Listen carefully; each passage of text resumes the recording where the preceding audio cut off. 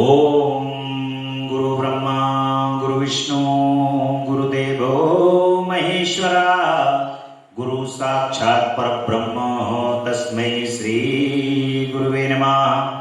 अखंड मंडलाकारं व्याप्तेन चराचरं तत्पदं दर्शितं देवं तानमामि गुरुदेव। बोलो गुरु भगवान की जय। ओम गजाननं भूतगणाधिसेवितं कपित्तजम्बो फलचारुभक्षणं उमासुतं शोकविनाशकारिकं नमामि विघ्नेश्वर पादपङ्कजं। बोले गणपति गजानन भगवान की जय। ओम सर्वमंगल मंगले शिवे सर्वार्थ साधिके शरण्ये त्र्यंबके गौरी नारायणी नमस्तुते। शरणागत दीनार्थ परित्राण परायणे सर्वशास्त्र हरे देवी नारायणी नमस्तुते। बोले जगदम्बा रानी की जय, अम्बा मैया की जय। कर्पूर गौरम करुणावतारम संसारसारं भुजगेन्द्रहारं सदा वसन्तं हृदयारविन्दे भवं भवानी सहितं नमामि, भवं भवानी सहितं नमामि। ओम नमः शिवाय। ओम नमः शिवाय। ओम नमः शिवाय। बोले शंकर भगवान की जय, महामृत्युंजय भगवान की जय। बोले भूत भावन भगवान की जय। भगवान श्री गुरुदेव की असीम अनुकंपा से, माता पिता के आशीर्वाद से, जगदम्बा अम्बा पराशक्ति की परम सानिध्यता,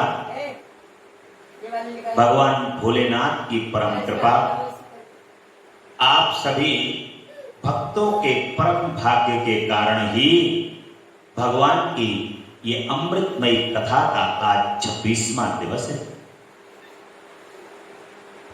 भगवान की ये कथा रविवार को विश्राम लेगी और इस कथा को सुनने का जो आनंद है वो आपको उस आनंद को लेते हुए आज 26 दिन हो गए।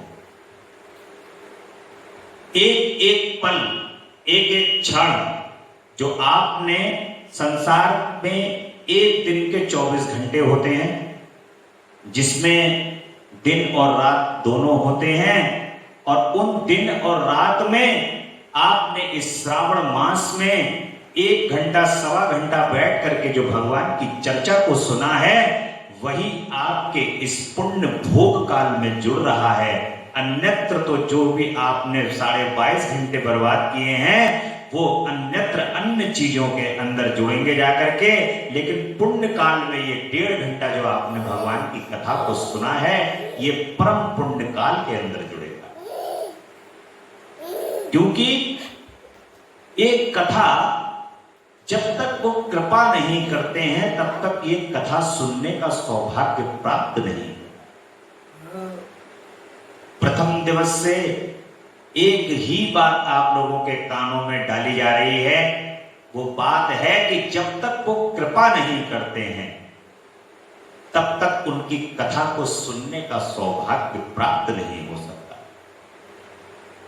क्योंकि उन्होंने चयन किया है कि तुम मेरी चर्चा को सुनो, और जब जिन लोगों का उन्होंने इस कथा को सुनने का चयन किया है वे इस कथा को अवश्य सुनेंगे, और उन्हीं के हृदय में भगवान के श्री चरण कमल के प्रति, जगदम्बा के श्री चरण कमल के प्रति प्रीति की उत्पत्ति होगी।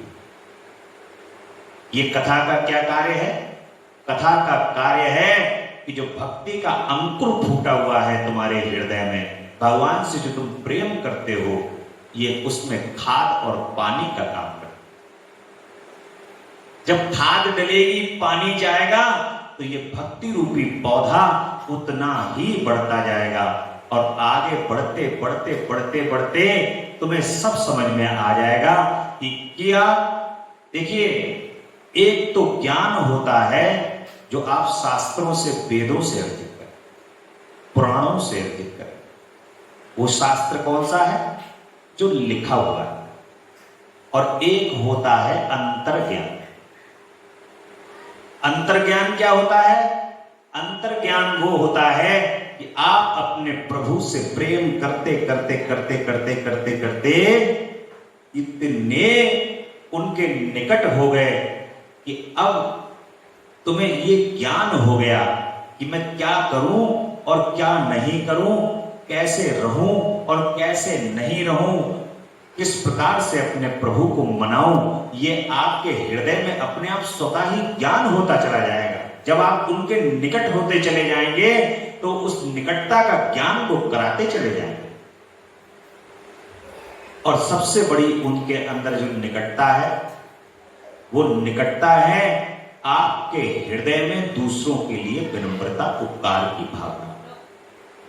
आपके हृदय में सबसे पहले यदि प्रभु ने प्रवेश कर लिया है तो वो आपके अंदर दूसरों के लिए उपकार और प्रेम की भावना को तुरंत जागृत करते हैं।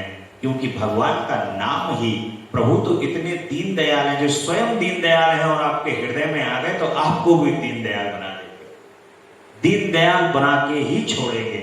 इसलिए परम कृपामय, परम आनंदमय भगवान को दिन रात स्मरण करना है। उनका स्मरण, ये जो आपने कथा सुनी है, इस कथा के माध्यम से आप कहीं ना कहीं जीवन के अंदर प्रत्येक क्षण ऐसी घटना घटित होती हैं जो सब कुछ भगवान के इस पुराण में है, इस कथा में है। ये आप देखते आ रहे हैं, कुछ भी ऐसा नहीं है। चाहे जन्म से लेकर के मृत्यु तक सब कुछ इसी पुराण के अंदर भगवान के द्वारा कहे हुए वाक्य के अंदर सब कुछ नहीं। संपूर्ण संसार में कोई ऐसी बाधा नहीं है, कोई ऐसा कष्ट नहीं है, कोई ऐसा रोग नहीं है जिसका इलाज भगवान शिव शंभु ने शिव पुराण के अंदर ना दिया हो। बस क्या है, आपको चिराग तले अंधेरा, एक कहावत है कि आपके पास सब कुछ है परंतु आपको सब कुछ दिखाई नहीं देता। वो दिखाई देने के लिए आपको उस प्रकार के चक्षु चाहिए, नेत्र चाहिए। ऐसी परम ज्ञान प्रदान करने वाली ये भगवान की कथा है। और इस कथा को सुनने के बाद संपूर्ण संसार का कल्याण करो। संपूर्ण संसार के जो लोग हैं वो भगवान, जिनके अंदर भक्ति का अंकुर है, जो भक्त हैं भगवान के, देखो जीवन में एक बात हमेशा स्मरण रखो, वो जीवन में एक बात ये है कि जो भगवान के भक्त हैं उनका समय हमेशा सहायता करो। भगवान के भक्तों की कैसे भी हो, आपके अपने साधन से उनकी सहायता अवश्य करो। ये बात अपने हृदय में गांठ बांध लो कि भगवान तो स्वयं तुम्हें प्राप्त होंगे। ये मैं आपको अपने अनुभव की बात बता रहा हूं। अगर उनके भक्तों की आप जहां कहीं उनको सहायता, हेल्प की अगर जरूरत है तो अपने जीवन में कभी चूकना मत, हमेशा उनकी सहायता करो। उनको, यदि उनकी भक्ति के अंदर कोई बाधा आ रही है तो उसके अंदर सहायक बनो। कहीं कोई दिक्कत आ रही है तो वहां पर उनके सहायक बनो। तो ये सीढ़ियां ही हैं भगवान के, एक एक करके स्टेप बाय स्टेप उनके पास पहुंचने की। भक्त जो है वो भगवान की ध्वजा है, भगवान उन्हीं के आसपास रहते हैं, कहीं दूर नहीं है। वैकुंठ में नहीं मिलेंगे वो, भगवान कैलाश पर्वत पर प्राप्त नहीं होंगे, अपने भक्तों के आसपास ही रहते हैं। यदि तुमने इनकी सेवा कर ली, इनका सत्कार कर लिया और इनके मन की बात अगर जान ली तो ये बात निश्चित है, ये तय है और ये सिद्ध है कि भगवान तुम्हें अवश्य प्राप्त होंगे, क्योंकि वो वही है, दूर नहीं है, उनको खोजने कहीं नहीं जाना है, खोजना नहीं है, खोजने के लिए तो वो भक्तों के पास है। कहते हैं मैं भक्तों के अति निकट हूं, और कभी कभी तो भक्त ही हो जाते हैं, स्वयं भगवान ही भक्त, भक्त और भक्त भगवान, कौन भगवान है कौन भक्त है पता ही नहीं चलता, दोनों में भेद ही खत्म हो जाता है। कृष्ण राधिका एक है, इनमें अंतर नाही, राधे को आधार लो तो कृष्ण स्वयं मिल जाए। कौन है राधा रानी? भगवान श्री कृष्ण राधा रानी के परम भक्त हैं, भक्ति कर रहे हैं, और राधा रानी भगवान श्री कृष्ण की परम भक्त है। एक दूसरे का भक्त है। एक जो राधा रानी का स्वरूप है वो भक्ति का स्वरूप है, भक्त का स्वरूप, और ब्रह्म का स्वरूप भगवान श्री कृष्ण है, पर ब्रह्म राधा रानी बराबर में विराजित है। और किस तरीके से भगवान भक्त के बस में है, ये राधा रानी और भगवान श्री कृष्ण को देख करके भक्त आधार लगा सकते हैं। भक्त के बस में भगवान है, राधा रानी के बस में भगवान श्री कृष्ण है। जैसे राधा रानी कहती हैं भगवान श्री कृष्ण वैसे ही चलते हैं। इसलिए भक्तों के भक्ति परम प्रबल है, भगवान के पास पहुंचाने वाली। आज की कथा में जो आपको सुनने को प्राप्त होगा वो कल की कथा में आपने सुना था। भगवान विष्णु ने भगवान शिव के सहस्त्र नाम को लिया है और उनके सहस्त्र नामों को सुना। आज की कथा में एक कथा आ रही है, बड़ी सुंदर कथा है वो, और भगवान की शिवरात्रि की कथा है। सब व्रतों का बारे में बताया कि कौन कौन से व्रत करने चाहिए। उसमें सबसे उत्तम व्रत शिवरात्रि का व्रत है। शिवरात्रि के व्रत पर आप रात्रि में भोजन कर सकते हैं भगवान की पूजा को करके, और भगवान के चारों प्रहर की पूजा की जाती है। वर्ष में एक बार महाशिवरात्रि आती है और 11 बार महाशिवरात्रि आती है, यानी कि 12 शिवरात्रियां हैं जिसमें एक महाशिवरात्रि। जो शिवरात्रि का एक व्रत पूरे साल में कर लेता है एक बार, वो उसका संपूर्ण जीवन ही धन्य हो जाता है। और जो हर प्रत्येक मास में भगवान का पूजन करता है, शिवरात्रि आती है उसमें पूजन करता है, और इस प्रकार से जो भगवान का बार बार पूजन की आवृत्ति करता है, पूजन करता है, उसका जीवन तो मानो इस पृथ्वी पर आकर पूर्ण रूप से धन्य है ही। महाशिवरात्रि परम कल्याण शिवरात्रि, कल्याणकारी शिवरात्रि है।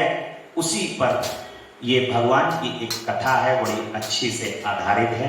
एक भील है और हिरण है। एक व्याघ्र जो है शिकारी, वो प्राचीन काल में एक इतिहास है। उस इतिहास में एक पेड़ के ऊपर वो भील बैठा हुआ है। उसका परिवार जो है वो कई दिनों से भूखा। ये शिकारी लोग जो होते हैं जंगल में रहने वाले, ये मांस के ऊपर निर्भर है और जंगली जानवरों को मार करके ये खाते हैं। अब ये व्याघ्र जो है वो बैठा हुआ है इस प्रतीक्षा में कि कैसे ही मुझे कोई शिकार दिखाई दे और मैं उसका शिकार करूं और अपने परिवार वालों को ये खिलाऊं, पहुंचाऊं। मेरे बच्चे उच्चे सब भूखे। देखता है दूर से एक निगाह लगाए हुए, बहुत टकटकी लगाए हुए देखता है कि एक हिरनी आ रही, बड़ी सुंदर सी हिरनी है, और वो चलते हुए धीरे धीरे धीरे धीरे करके आ रही है। और इसने क्या किया, अपने बाण को और धनुष को उठाया, और जैसे ही इसने अपने बाण को और धनुष को उठाया है, वैसे ही ऊपर बेलपत्री का वृक्ष है वो, बेलपत्री के वृक्ष पर जल है, जल ऊपर जल की बरसात होकर के चुकी है, तो जल ऊपर बना हुआ है। वहां पर एक मटका टाइप का, वहां पर जैसे एक जंगली खोखला पत्तों का और उसका बना हुआ होता है, उसमें जल भरा हुआ है। और अपना ऊपर बैठने का, पेड़ के ऊपर बैठने का ये स्थान बना लेता है, ताकि पेड़ के ऊपर से देखूंगा तो मुझे दिखाई दे जाएगी दूर से, और मैं इसको बाण मार के यहां पर मार दूंगा। जैसे ही वो देखता है हिरनी आ रही है, अपने धनुष को और बाण को जैसे ही उठाता है, उससे ऊपर एक बेलपत्री के पेड़ में हाथ उसका बाण जो लगता है, उससे तड़तड़ाहट की आवाज होती है, गड़गड़ाहट की, और उसमें से जल निकल के जो गिरता है नीचे, भगवान शंकर का शिवलिंग है उस पेड़ के पीछे। भगवान भोलेनाथ विराजमान है, वो जल निकल के तुरंत भगवान शिव के ऊपर गिरता है, और बेलपत्री टूट के भगवान शिव के ऊपर गिरता है। उसका ये प्रथम प्रहर है। प्रथम प्रहर में रात्रि में उसकी ये पूजा हो जाती है। इतने में क्या होता है, जब ये सब आवाजें हो रही होती हैं, तो मृगी रुक जाती है, सहम जाती है देख करके, और कहती है कि रुको रुको, मुझे मारो मत, मैं अपने घर पे अपने बच्चों को अकेला छोड़ करके आई हूं, और आप बताओ आप क्या चाहते हो। व्याघ्र से कहते, व्याघ्र कहता है कि मेरे बच्चे भूखे हैं घर में, और मैं तुम्हें मार करके ले जाऊंगा तो उनके पेट की भूख मिटेगी। तो मृगी कहती है कि इससे अच्छी मेरे लिए और क्या बात हो सकती है, कि मेरे शरीर, ये शरीर जो किसी काम का नहीं है, निष्काम है, ये अगर आपके बच्चे खा लेंगे इसको और उनकी भूख मिट जाएगी, तो ये मेरे शरीर जो है वो तृप्त हो जाएगा। परंतु जब व्याघ्र ये उसकी ये बात सुनता है, तो उसको मन के अंदर विश्वास नहीं होता। लेकिन यहां पर क्या हो चुका होता है, भगवान शिव के ऊपर जल और बेलपत्री चढ़ चुकी होती है, और व्याघ्र के समस्त पातक जो है वो नष्ट हो चुके पहले प्रहर की पूजा करके। उसके मन में थोड़ी सी शुद्धता आ चुकी है, क्योंकि जो घोर पापी होगा और उससे कोई पुण्य का अगर कार्य करा लिया जाएगा, पुण्य का अगर कार्य कर देगा, तो उसमें थोड़ी सी निर्मलता जाती थी। और वो कहता है मृगी से, नहीं नहीं, मैं ऐसा नहीं करूंगा। लेकिन मृगी कहती है कि हे व्याघ्र, अभी मुझे छोड़ दो, और मैं जिस प्रकार से ब्राह्मण कुल में जन्म लेने के बाद भी यदि कोई ब्राह्मणत्व का कार्य नहीं करता, जो पाप उसको लगता है वही का पाप मुझे लगे, और पतिव्रता स्त्री यदि अपने पति का कहना नहीं माने, जो पाप उनको लगता है वो पाप मुझे लगे। इस प्रकार से वो भगवान व्याघ्र से जो है वो इस प्रकार से विनती करने लगी। व्याघ्र के मन में विचार आया कि चलो ठीक है, अगर ये जाएगी और लौट के आ जाएगी, जब इतनी बात कह रहे, हाँ चलो ठीक है, तुम चली जाओ, और जा करके तुम आ जाओ पुनः शीघ्र अपने बच्चों को अपने पति के हवाले कर। वो इंतजार में बैठ गया, पेड़ के वृक्ष के ऊपर इंतजार में बैठा हुआ है, देख रहा है इतनी देर में मृगी की बहन आ रही होती है, और वो उसको दूर से देखता है। जैसे ही देखता है, अपने बाण, धनुष बाण पर प्रत्यंचा चढ़ा करके एकदम जैसे हाथ पीछे को बढ़ाता है, फिर से उसमें से थोड़ा जल निकलता है, भगवान शंकर के ऊपर गिरता है जाकर के। भोलेनाथ की उदारता बता रहा हूं कि भोलेनाथ कितने उदार है, अनजाने में भी इतना तार दे रहे हैं, तो तुम जानबूझ करके जब जल लेकर के जा रहे हो बेलपत्री, अपने मन से, अपने हृदय से जब उन पर चढ़ा रहे हो, तो वो क्या करेंगे आपका, आप ये सोचिए। और जब जैसे ही भोलेनाथ के ऊपर जल और बेलपत्री चढ़ जाती है, दूसरे प्रहर की पूजा संपन्न हो जाती है, उसका मन कुछ और उदार हो जाता है, उसके मन में कुछ और उदारता आ जाती है, और फिर वो कहता है, हे मृगी रुक जाओ, और मृगी देख करके सहम जाती है और कहती है कि मैं अभी अपने पति के पास अपने बच्चों को छोड़ करके आई हूं, मेरे बहन के बच्चे हैं और मैं ये वचन देती हूं, जो भगवान विष्णु का वचन देती हूं कि मैं अवश्य यहां पर आऊंगी और तुम मुझे मारना और खा ले जाना आपने। लेकिन वो व्याघ्र के मन के अंदर ये व्याकुलता होती है कि ऐसा ना हो ना आए। वो कहता है नहीं नहीं, लेकिन फिर से उसका मन तो उदार हो चुका है, निर्मल हो चुका है। वो कहता है अच्छा ठीक है तुम जाओ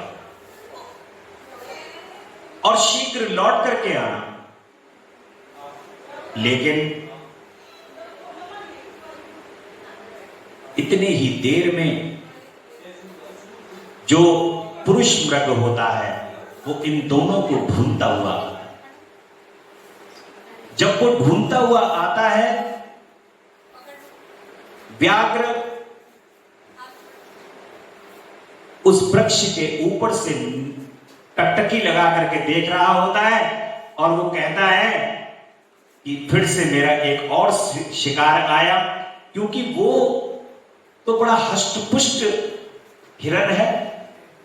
वो कहता है आज तो मेरा पूरा परिवार जो है वो इसको खा करके पूरा परिवार अपने पेट की भूख मिटा दे, उसके पूरे परिवार के पेट की भूख मिट जाएगी। और जैसे ही वो बाण और धनुष से प्रत्यंचा चढ़ाता है और हाथ को फिर से पेड़ के ऊपर जाता है, वहां से जल की कुछ बूंदें निकल करके भगवान शिव के शिवलिंग के ऊपर गिरती हैं। भगवान शिव के ये तीसरे प्रहर की पूजा संपन्न हो जाती है और उसके मन में और उदारता आ जाती है, उदारता का संचार हो जाता है और व्याघ्र से बड़े निर्मल मन से हिरण कहता है कि हे व्याघ्र, मेरे को इस शरीर को मार करके तुम अपने पूरे परिवार की भूख मिटा देना, परंतु मैं अपने घर में जो बच्चे छोड़ करके आया हूं उन बच्चों को जाकर के मैं अपने उनकी व्यवस्था कर दूं। उनकी यदि व्यवस्था करूंगा तब तुम मुझे मारोगे तो मेरे मन को शांति प्राप्त होगी। लेकिन व्याघ्र के मन के अंदर फिर से शंका उत्पन्न हुई और वो नाना प्रकार के वचन देता हुआ कि भगवान की पूजा को ना करने वाले, भगवान का भजन ना करने वालों को जो पाप लगता है वही पाप मुझे लगे, यदि मैं तुम्हें यहां पर तुम्हारे कहे हुए कथन के अनुसार वापस ना हो। व्याघ्र कहता है यार इसको जाने दो, आ तो जाएगा ही, सत्य बोल करके जा रहा है। वो उसको जाने देता है। अब ये सारे ही मृग और मृगी सब घर पर एकत्रित हो जाते हैं और मंत्रणा करने लगते हैं कि हम तीनों में से कौन जाए, व्याघ्र का शिकार कौन बने। अब तीनों ही वचन दे करके आए हैं। इनके मन में एक विचार आता है कि अपने बच्चों को पड़ोसियों को सौंप देते हैं और पड़ोसियों को सौंप करके हम तीनों ही वचन दे के आए हैं तो हम तीनों ही वहां पर पहुंचे और ये अपने बच्चों को पड़ोसियों के हवाले करके वहां पर पहुंच जाते हैं। धीरे धीरे करके जैसे ही ये वहां निकलते हैं और दूर से जब व्याघ्र इनको देखता है, फिर से वो धनुष और बाण से फिर प्रत्यंचा चढ़ाता है और प्रत्यंचा चढ़ा करके जैसे ही वो ऊपर उसका हाथ जाता है, वहां से जल निकल करके भगवान शिव के शिवलिंग पर गिरता है और कुछ बेलपत्री ऊपर से टूट करके शिवलिंग पर चढ़ जाती है। यहां पर प्रभु की चौथे प्रहर की पूजा संपन्न हो जाती है। अब तो यहां पर भगवान की जब चौथे प्रहर की पूजा संपन्न हो जाती है तो भगवान शिव अति प्रसन्न हो जाते हैं। अब भगवान शिव की जो प्रसन्नता है, भगवान शिव की प्रसन्नता ही इसी में है कि व्याघ्र का मन अब बिल्कुल ही निर्मल हो चुका है। व्याघ्र का मन बिल्कुल निर्मल हो गया है और वो उन तीनों मृग और मृगियों से कह रहा है कि तुम अपने घर पर सारा इंतजाम करके आए हो। वो कहते हैं हाँ, हम अपने बच्चों को पड़ोसियों के पास छोड़ करके आए हैं, तुम हमारा एक एक करके तीनों शिकार कर लो। और अपने जो आपका परिवार है, उस परिवार के जो लोग भूखे हैं उनकी भूख मिटा दो और हमारा शिकार कर दो। व्याघ्र के मन के अंदर भगवान शिव की जो चारों प्रहर की पूजा हो चुकी है, उससे उसका मन, सारे पाप उसके धुल चुके हैं, उसका मन निर्मल हो चुका है। अब वो कह रहा है कि मुझे तो किसी भी प्रकार के शिकार की आवश्यकता ही नहीं है। तुम लोगों ने जो वचन दिया है उस वचन के अनुसार ही यहां पर आ गए हो। मेरा मन उससे बहुत निर्मल हो गया और मेरा मन के अंदर बड़ी करुणा की उत्पत्ति हो गई। जो भयंकर पाप को करने वाला व्याघ्र, दिन रात जानवरों का शिकार करने वाला, उसके मन के अंदर भी भगवान शिव का पूजन करने से करुणा की उत्पत्ति हो चुकी है, उसका मन निर्मल हो चुका है। और वो कहता है कि तुम सब अपने घर जाओ, अब मैं तुम्हारा शिकार नहीं करूंगा। भगवान शिव, चूंकि उसकी चारों प्रहर की पूजा संपन्न हो चुकी है, भगवान शंकर वहीं उस वृक्ष के, बेलपत्री के वृक्ष के नीचे जो पेड़ पे शिवलिंग है, वहां से भगवान शंकर प्रकट हो जाते और भगवान शिव प्रकट होकर के उससे कहते हैं कि हे व्याघ्र, तुम्हारी जो पूजा तुमने चारों प्रहर की है, मैं उससे अति प्रसन्न हूं। और जो तुमने करुणा बरसाई है, करुणा दिखाई है, मैं उस करुणा से भी बहुत प्रसन्न हूं। और जब भगवान श्री राम का जन्म होगा, उस समय पर तुम निषाद के रूप में, उनके मित्र के रूप में वहां पर जन्म लो, ये मेरा तुम्हें आशीर्वाद है।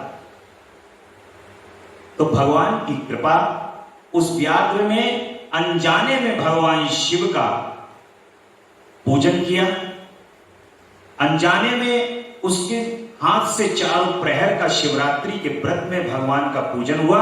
और भूखा वो क्यों रहा? भूखा वो इसलिए रहा क्योंकि उसको शिकार ही नहीं मिला। अगर शिकार मिल जाता तो शिकार मार के खाता और व्रत उसका पूर्ण कहां होता। भूखा भी रहा, पूजन भी हुआ, बेलपत्री भी चढ़ी, उससे प्रसन्न हो गए भगवान। भगवान शिव कितने दयालु हैं, कृपालु हैं, ये आप देख सकते हैं। जो अनजाने में भी भगवान शिव का पूजन कर रहा है, उस पर कितनी करुणा बरसा रहे हैं। करुणामय हैं भगवान शिव, और अपनी करुणा को बरसाते हुए भगवान शिव ने व्याघ्र का कल्याण किया है और कहा है कि देवताओं में भी तुम पूजनीय हो जाओ। भगवान कह रहे हैं कि तुम देवताओं में भी पूजनीय हो जाओगे और देवता तुम्हारा अनुसरण करेंगे, ऐसा भगवान शिव व्याघ्र से कह रहे हैं। ये भगवान की बड़ी आनंदमयी और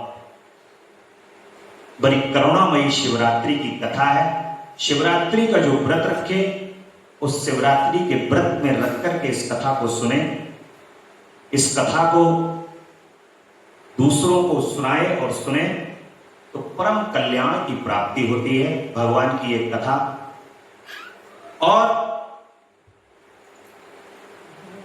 भगवान तो अपने भक्तों पर परम करुणा और कृपा बरसाने वाले हैं। उनकी कृपा कब, कहां, कैसे हो जाए, ये तो कोई समझ ही नहीं सकता। कोई कहे कि मैं 10 घंटे लगातार पूजा कर रहा हूं, उसके बाद आज मुझसे भगवान प्रसन्न है, तो ये कदापि ऐसा सत्य नहीं है।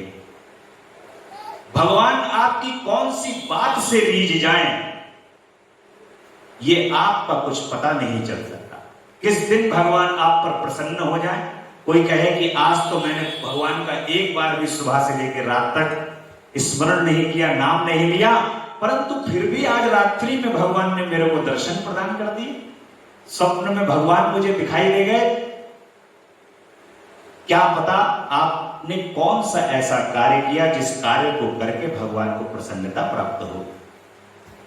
जैसे भील ने, उसको नहीं पता है कि इस वृक्ष के नीचे भगवान शिव का शिवलिंग विराजमान है, और धोखे में उस पे जल चढ़ गया भगवान पर, तब भगवान की कृपा को प्राप्त कर लिया। ऐसा अवसर जो आपको यहां पर मनुष्य के रूप में शरीर को धारण करके प्राप्त हुआ है, ये अवसर आपको 84 लाख योनियों के बाद प्राप्त हुआ। ये अवसर अगर जाने दिया तो 84 लाख योनियों के अंदर फिर दोबारा घूमना पड़ेगा, और उसके बाद भी यह मनुष्य शरीर किस रूप में धारण करने को प्राप्त होगा ये कोई कह नहीं सकता। सबसे बड़ा जो इस शरीर के लिए उद्धार करने का जो साधन है वो भगवान का नाम ही है। केवल उनका नाम आपके इस शरीर का उद्धार कर सकता है। जैसे आपको यदि यहां से कहीं तीर्थ स्थान पर जाना है या कहीं यात्रा करनी है तो माध्यम की आवश्यकता होगी। माध्यम क्या चाहिए? आप ट्रेन से जाओगे, प्लेन से जाओगे, कार से जाओगे, बस से जाओगे, मोटरसाइकिल से जाओगे, कहीं से किसी भी कोई ना कोई साधन का प्रयोग करोगे तो ये शरीर तुम्हें साधन प्रदान करे। शरीर एक साधन है और इस साधन के अंदर निर्गुण आत्मा विराजमान है, जिसके अंदर कोई गुण नहीं है, ना वो स्त्री है ना वो पुरुष है, किसी भी प्रकार का उसका आकार नहीं है, वो निराकार है। लेकिन ये शरीर जो आपको दिया गया है ये सगुण रूप में है। ये सगुण जो निर्गुण और सगुण दोनों का स्वरूप है ये आप ही के अंदर विराजमान है, और ये आपको माध्यम प्रदान किया गया है कि निर्गुण से आप किस प्रकार मिल सकते हैं। जब तक सगुण नहीं होगा तब तक निर्गुणता की प्राप्ति नहीं हो सकती। भगवान शिव निर्गुण और सगुण दोनों माध्यम के अंदर हमारे सामने उपस्थित हैं। जैसी जहां पर आवश्यकता होती है भगवान शिव वहां पर वैसा ही स्वरूप धारण करते। इसलिए भगवान की कथा को, भगवत के नाम को, उनके नाम के स्मरण को इस जीवन के अंदर जहां कहीं भी जब भी मौका मिले तो उस मौके को चूकना नहीं चाहिए, क्योंकि संसार के कार्यों के अंदर हम चूकते नहीं हैं। चूकने में अगर कहीं पे भी कोई शादी है, पार्टी है, कहीं पे भी है तो वहां पर हमें उसका एंजॉय करने के लिए जाते ही। लेकिन यदि आपके जीवन उसका ऐसा नहीं है कि आप उसका एंजॉय मत करें, ये कहीं नहीं कहा गया है। लेकिन आप संसार के होकर के भी अगर भगवान के हैं तो आपको भगवत प्राप्ति में कोई बहुत ज्यादा विलंब नहीं होने वाला, बहुत ज्यादा विलंब नहीं होगा, क्योंकि सब कार्य उन्हीं का ही है, सारा कार्य वो ही करवा रहे हैं। और नाम लेने की जो आपको उन्होंने एक मौका दिया है वो ये देख रहे हैं कि तुम ये नाम लोगे या नहीं लोगे, बस यही परीक्षा है। बाकी तो सारा काम भगवान करा रहे हैं, ये नाम बस तुम्हें स्वयं लेना। इसकी इच्छा आपको स्वयं अपने अंदर जागृत करनी। इसलिए भगवत नाम की चर्चा जीवन के अंदर अति आवश्यक है। मुक्ति और भक्ति के स्वरूप का विवेचन किया। सूत जी महाराज कह रहे हैं ऋषियों से कि हे ऋषियों, आपने बारंबार मुक्ति का नाम लिया, यहां मुक्ति मिलने पर क्या होता है और मुक्ति में जीव की कैसी अवस्था होती है ये हमें बताइए। सूत जी महाराज कहते हैं कि महर्षियों सुनो, मैं तुमसे संसार क्लेश का निवारण तथा परमानंद का दान करने वाली मुक्ति का स्वरूप बताता हूं। मुक्ति 4 प्रकार की कही गई है, सारूप्या, सालोक्या, सानिध्या और चौथी सायुज्या। इस शिवरात्रि व्रत से सब प्रकार की मुक्ति सुलभ हो जाती है। जो ज्ञान रूप अविनाशी साक्षी ज्ञानस्य और द्वैत रहित साक्षात शिव हैं, वे ही यहाँ वैकल्प मोक्ष के तथा धर्म अर्थ और काम रूप त्रिवर्ग के भी दाता है। कैवल्या नामक जो 5वीं मुक्ति है वह मनुष्य के लिए अत्यंत दुर्लभ है। मैं उसका लक्षण बताता हूं। जिसने ये समस्त जगत उत्पन्न होता है, जिनके द्वारा इसका पालन होता है तथा अंतत्व गत्वा जिसमें लीन होते हैं वे ही शिव हैं। जिसने यह संपूर्ण जगत व्याप्त है वही शिव का रूप है। मुनीश्वरों, वेदों में शिव के 2 रूप बताए गए हैं, सकल और निष्कल। शिव तत्व सत्य ज्ञान अनंत और सच्चिदानंद नाम से प्रसिद्ध हैं। निर्गुण उपाधि रहित अविनाशी शुद्ध एवं निरंजन है। वे न लाल है न पीले, न सफेद है न नीले, न छोटे हैं न बड़े। भगवान शिव का जो निर्गुण रूप है, उस निर्गुण रूप में कोई स्त्री न पुरुष, न कोई रंग, न छोटे न बड़े, भगवान शिव निर्गुण रूप के अंदर उपस्थित रहे। और मुझे अभी भी पापा का यहाँ पर एक भजन ध्यान आता है। वो ये उन्होंने एक भजन लिखा था, उस भजन को उसकी 1 या 2 लाइन याद है मुझे। उसमें है, आप ही राम व रावण बन गया, वही खंभ फाड़ कर आया, काल ने माया जाल रचाया, काल ने माया जाल रचाया। यानी कि जो निर्गुण है, राम भी वही है, कृष्ण भी वही है, विष्णु भी वही है, जगदम्बा परा अम्बा पराशक्ति का स्वरूप भी वही है, और साक्षात महादेव भी वही है। जगदम्बा परा अम्बा पराशक्ति और भगवान शिव एक ही तत्व हैं। ये दोनों एक तत्व हैं। इन दोनों तत्वों में से ही ये संपूर्ण संसार की संरचना हुई, और यही इन तत्वों को पहचानना ही मुक्ति है। मुक्ति का जो मार्ग है वो यही है। जब महाप्रलय होती है तो उस महाप्रलय में सभी ग्रह, नक्षत्र, राशियां सब कुछ प्रलय में बदल जाती हैं। स्वर्ग आदि तीनों लोक भी नष्ट हो जाते हैं, और रह कौन जाता है? भगवान शिव और माता। और जब और प्रलय आती है तो भगवान शिव और जगदम्बा भी एक रूप के अंदर हो जाते हैं और एक पुंज में बदल जाते हैं। वही जो पुंज है वही भगवान शिव का शिवलिंग है। उसी पुंज को भगवान शिव के लिंग का रूप धारण करके भगवान शिव बन जाते हैं, और शिव तत्व जगदम्बा और भगवान शिव दोनों का ही स्वरूप है। और ये संपूर्ण संसार की जो रचना है वो भगवान शिव और जगदम्बा के स्वरूप से ही हुई है।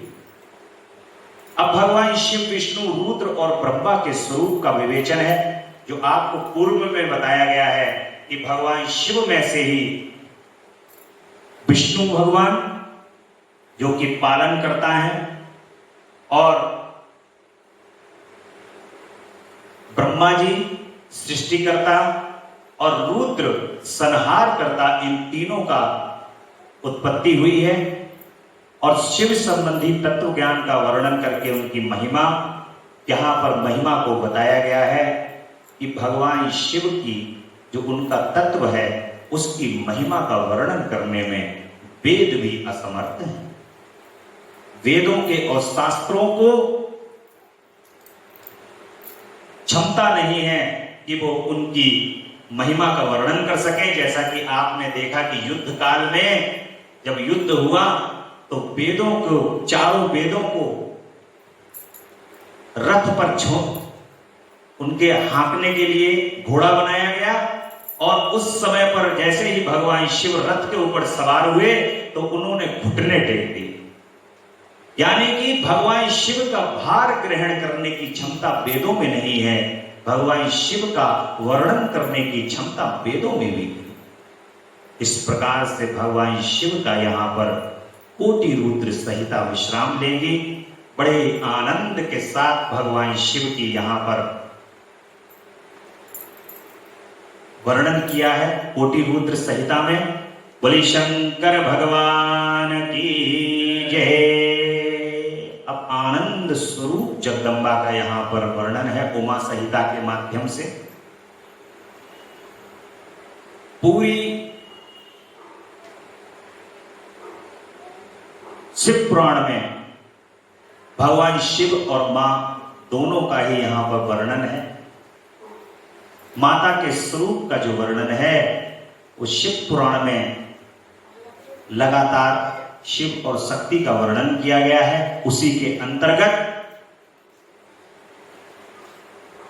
जहां पर उमा संहिता प्रारंभ होती है जो रजोगुण का आश्रय ले संसार की सृष्टि करते हैं और सत्वगुण से संपन्न हो सातों भुवनों को धारण पोषण करते हैं और तमोगुण से युक्त हो सबका संहार करते हैं और त्रिगुणमयी माया को लांग कर अपने शुद्ध स्वरूप में स्थिर रहते हैं, उस सत्यानंद स्वरूप अनंत बोधमय निर्मल एवं पूर्ण ब्रह्म शिव का हम ध्यान करते हैं। ऋषि कहते हैं कि महाज्ञानी व्यासशिष्ट सूत जी, आपको नमस्कार है। आपने कोटि रुद्र नामक चौथी संहिता हमसे सुना दी। उमा संहिता के अंतर्गत नाना प्रकार के उपाख्यानों से युक्त जो परमात्मा सांब सदाशिव का चरित्र है, अब आप उसका वर्णन कीजिए। सूत जी कहते हैं कि शौनक आदि महर्षियों, भगवान शंकर का मंगलमय चरित्र पवन दिव्य एवं भोग और मोक्ष को देने वाला है। तुम लोग प्रेम से इसका श्रवण करो। पूर्व काल में मुनिवर व्यास ने सनत कुमार के सामने ऐसे ही पवित्र प्रश्न को उपस्थित किया और इसके उत्तर में उन्होंने भगवान शिव के उत्तम चरित्र का गान किया।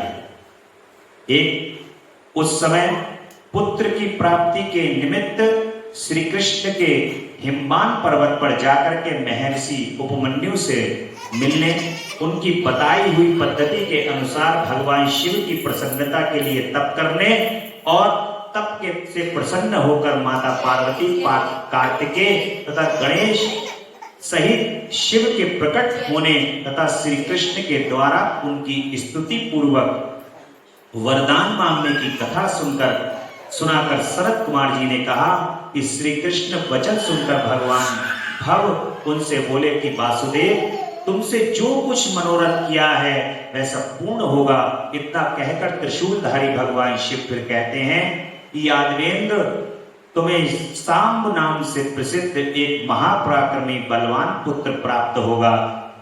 एक समय मुनियों ने भयानक सर्वांतक सूर्य को शाप दिया था कि तुम मनुष्यों में उत्पन्न होगे, अतः वे सर्वांतक सूर्य ही तुम्हारे पुत्र होंगे। इसके सिवा जो जो वस्तु तुम्हें अभिष्ट है वह सब कुछ तुम प्राप्त करो। भगवान श्री कृष्ण ने तपस्या की है जगदम्बा की और भगवान शिव की। भगवान शिव ने और जगदम्बा ने प्रसन्न होकर के भगवान शिव को, भगवान श्री कृष्ण को वरदान दिया है कि सांब नाम से एक पुत्र की उत्पत्ति होगी जो परम पराक्रमी होगा, और सूर्य को श्राप दिया था कि तुम मनुष्य के रूप धारण करोगे, वही सांब आपका पुत्र बनकर के यहां पर उत्पन्न हो। सनत कुमार जी कहते हैं कि इस प्रकार से परमेश्वर शिव ने संपूर्ण वरों को प्राप्त करके श्री कृष्ण ने विविध प्रकार की बहुत सी स्तुतियों द्वारा उन्हें पूर्णतः संतुष्ट किया। तदंतर भक्त वत्सला गिरिराज कुमारी शिवा ने प्रसन्न हो उन तपस्वी शिव भक्त महात्मा वसुदेव से कहा कि परम बुद्धिमान वसुदेव श्री कृष्ण, मैं तुमसे बहुत संतुष्ट हूं। तुम मुझसे भी मनोवांछित वरों को ग्रहण करो जो भूतल पर दुर्लभ है।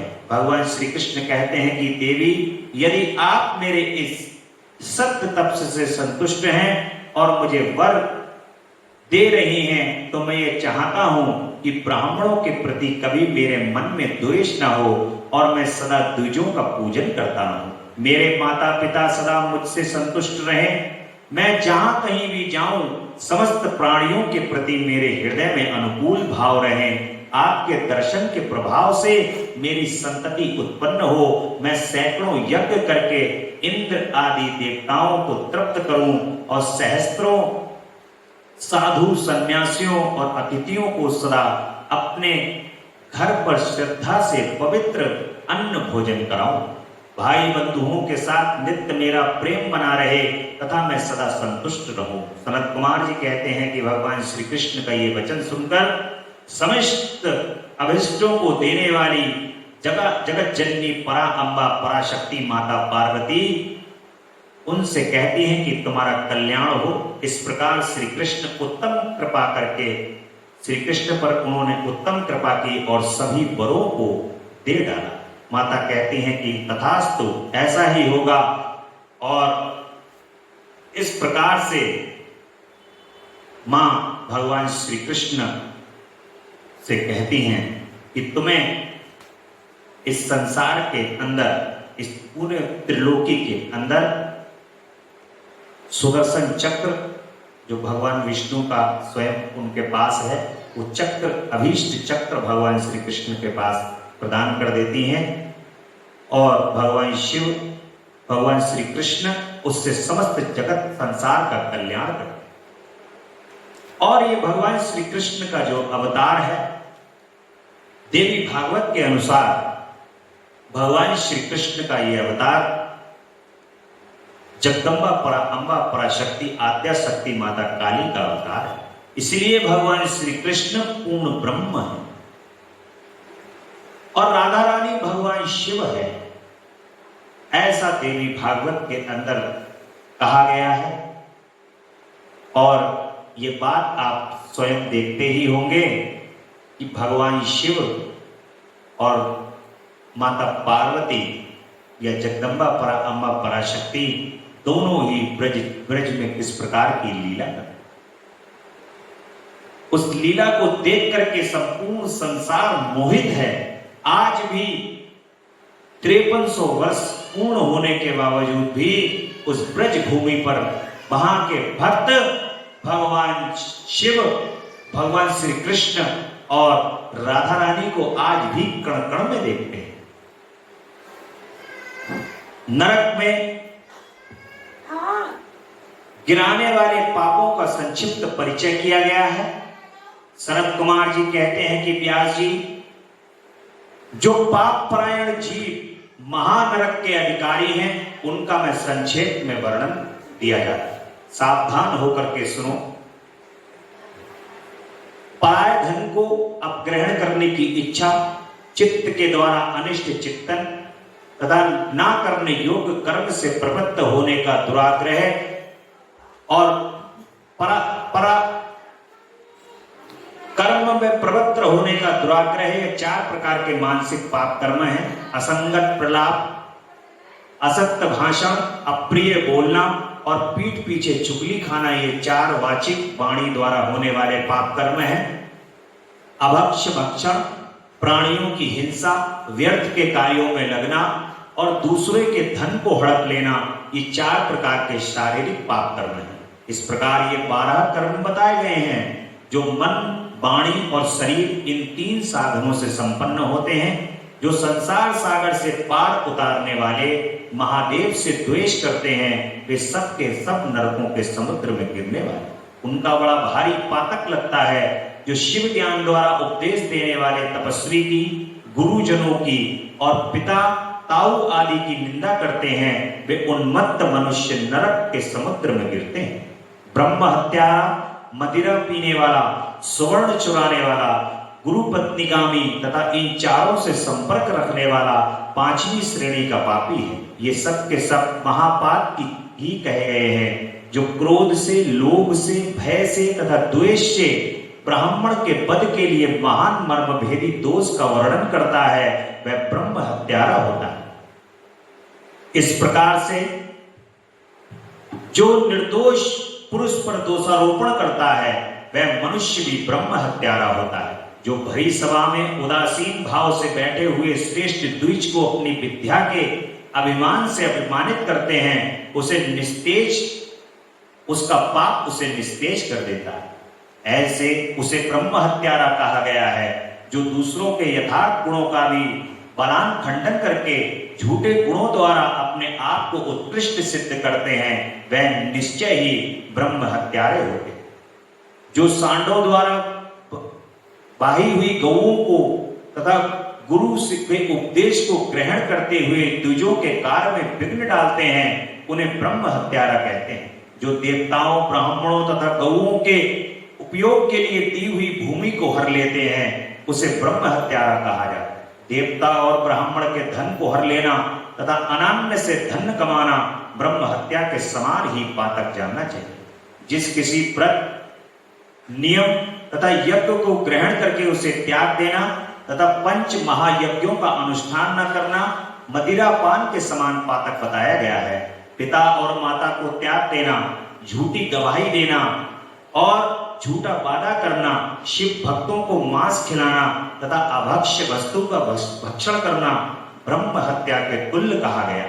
वन में निरपराध प्राणियों का वध करना भी ब्रह्म हत्या ही तुल्य है।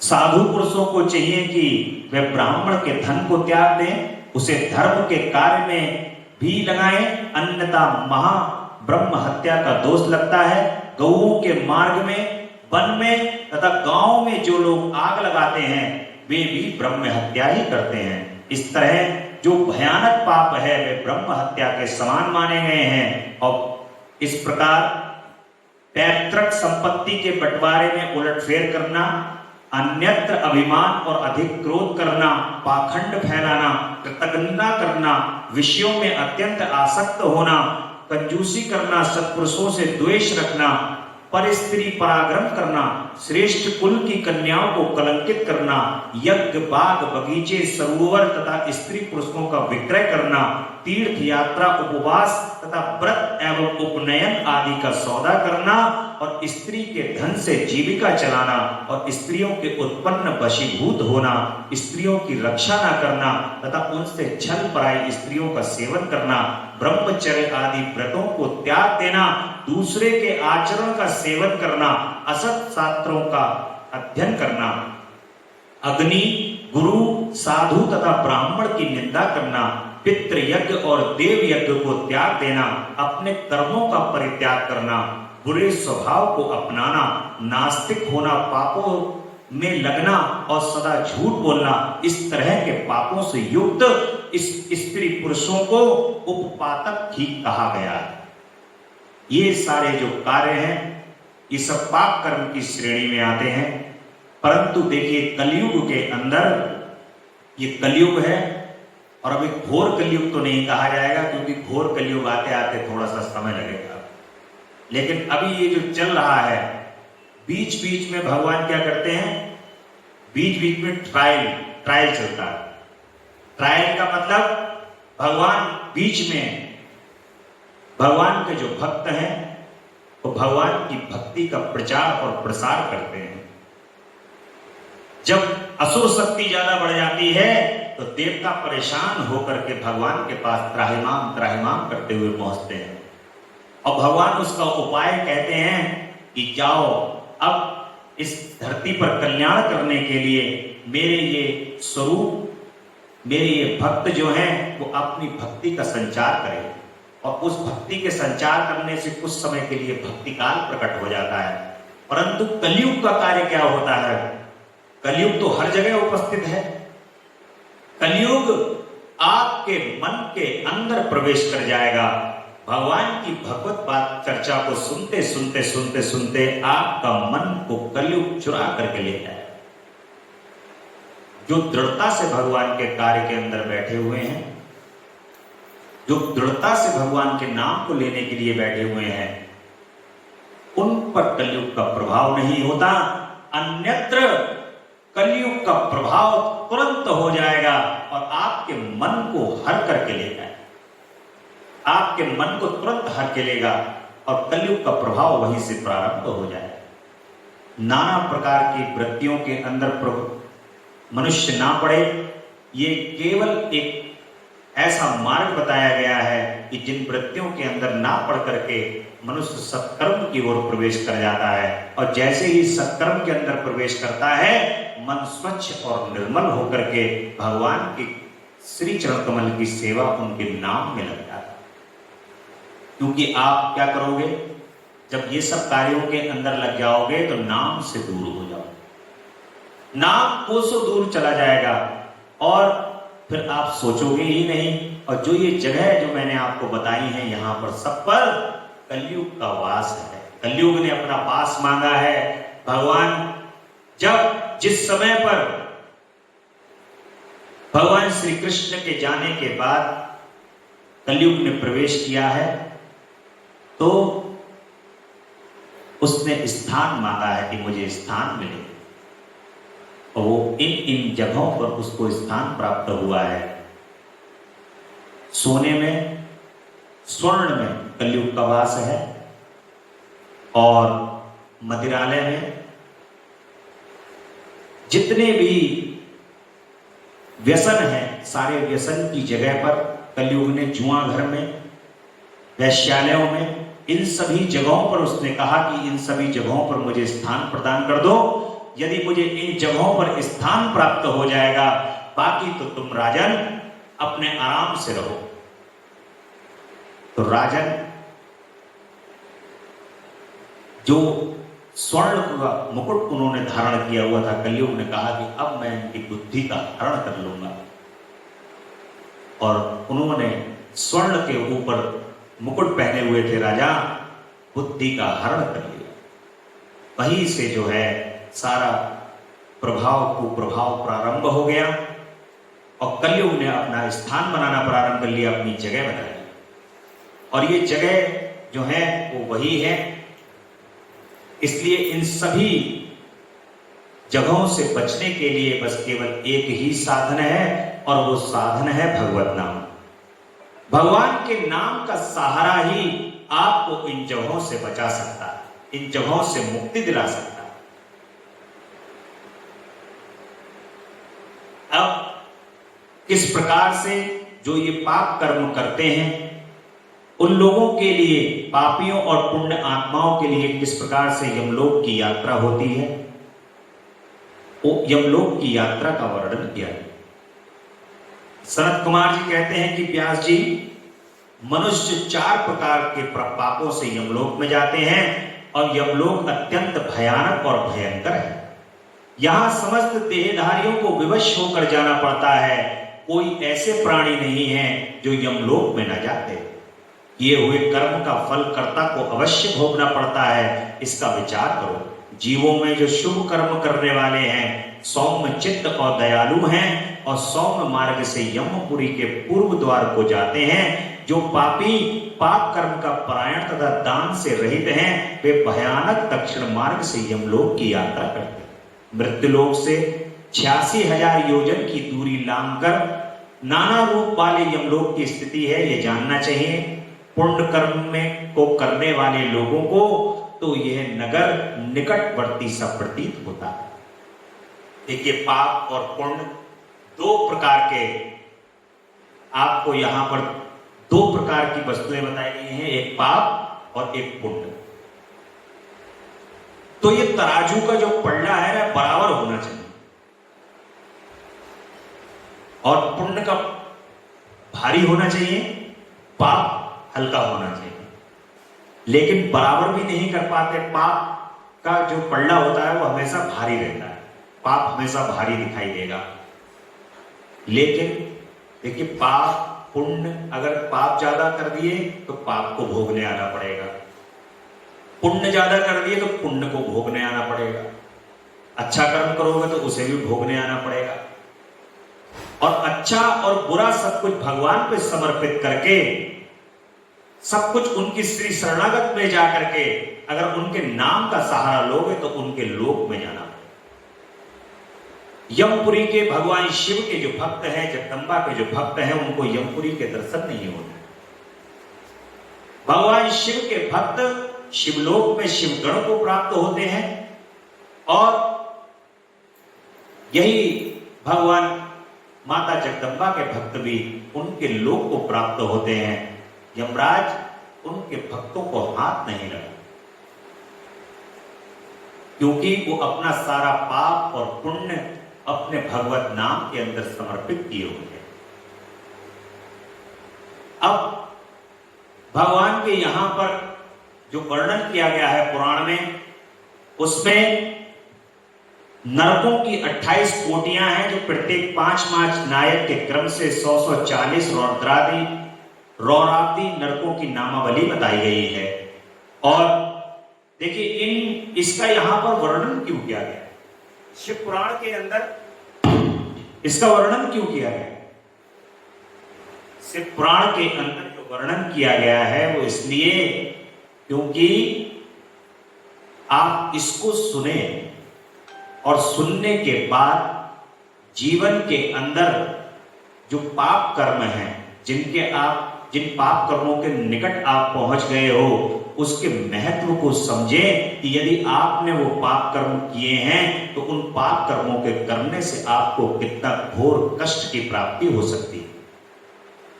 और यदि अच्छा कर्म करने के लिए यदि आपने पूर्व में कर्म किए हैं उनको यदि आपको छोड़ना है तो यदि शीघ्र छोड़ देते हैं उनको तो उसका भी एक अलग पुण्य है। कहते नहीं है कि सुबह का भूला यदि शाम को वापस आ जाए तो उसे भूला नहीं कहते। कोई अगर ये सोच ले कि मैंने जो पूर्व में पाप किए हैं मैं उन पापों से बिल्कुल रहित हो जाऊंगा, दूर हो जाऊंगा, आज से मैं वो पाप नहीं करूंगा, तो वही संकल्प उसको पूर्व में किए हुए पापों से दूर कर देगा, उसके पुण्य में बदल जाएंगे। परंतु ये संकल्प भी तो आप करो। और ये जो सारे नरकों का यहाँ पर वर्णन किया गया है इसीलिए किया गया है कि इन नरकों से डर करके, इन नरकों का जो बताया गया है, इनका जो विवरण दिया गया है, इसको देख करके आज ही संकल्प कर लो कि हमें अब ऐसे पापों को नहीं करना है, ताकि हमें यहाँ पर जाना पड़े। हमें तो केवल भगवत नाम का स्मरण ही करना है, भगवान शिव के लोक को प्राप्त करना है, ऐसा संकल्प करना है। और सभी नरकों का यहाँ पर वर्णन है, विभिन्न पापों के कारण मिलने वाली नरक यातना का वर्णन भी किया गया है। और काक बलि, कुकुर बलि, देवता आदि के लिए दी हुई बलि की आवश्यकता और महत्ता का प्रतिपादन बताया गया है। उमा संहिता के अंतर्गत यमलोक के मार्ग से सुविधा प्रदान करने वाले विविध दानों का वर्णन भी किया गया है कि जब यमलोक के अंदर व्यक्ति पहुंचता है तो आपने इस पृथ्वी लोक पर जो विभिन्न प्रकार के दान किए हैं उससे किस प्रकार का आपको वहां पर सहजता होगी। शरद कुमार जी कहते हैं कि व्यास जी, भयानक पीड़ादायक नरकों में पापी जीवों को अत्यंत भीषण नरक यातना भोगनी पड़ती है, जो मिथ्या आगम पाखंडियों के शास्त्र में प्रवृत्त है। वह द्विज नामक नरक में जाता है और जिह्वा के आकार में आधे कोस तक फैले हुए तीक्ष्ण हलों द्वारा वहां से विशेष पीड़ा दी जाती है। जो क्रूर मनुष्य माता पिता और गुरु को डांटता है उसके मुंह में कीड़ों से युक्त विष्ठा ठूंसकर उसे खूब पीटा जाता है। जो मनुष्य शिव मंदिर, बगीचे, बावड़ी, कूप, तड़ाक तथा ब्राह्मण के स्थान को नष्ट भ्रष्ट कर देते हैं और वहां स्वेच्छानुसार रमण करते हैं, वे नाना प्रकार के भयंकर कोलू आदि के द्वारा पेरे गए और पकाए जाते हैं तथा प्रलय काल पर्यंत नरक गामी होते हैं। इस प्रकार से पुरुष अपने पहले जैसे शरीर को धारण करके वे उस सत्पुरुष की निंदा को सुनते और उनके कानों के लोहे या तांबे आदि की बनी हुई कीलें आग में खूब तपाकर उनके कान में भर दी जाती हैं। इसके सिवा जस्ते, शीशे और पीतल को गलाकर पानी के समान करके उनके कान में भरा जाता है।